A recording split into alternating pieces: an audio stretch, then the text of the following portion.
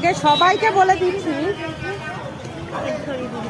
কি হয়েছে? আরে এ টোটো সারাক্ষণ উল্টাচ্ছে, তারপরেও গিয়ে এরা এখান থেকে টোটো থেকে নামবে না। মেয়েটা পুরো চান করে গেছে। লাগবেও তো।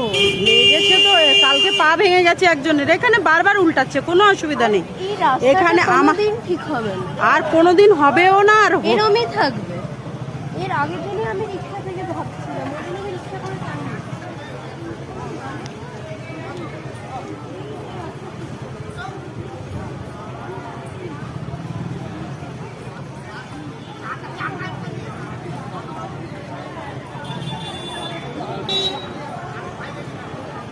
এটা নতুন ব্যাপার কিচ্ছু না। প্রত্যেক দিন একটা করে, প্রত্যেক দিন।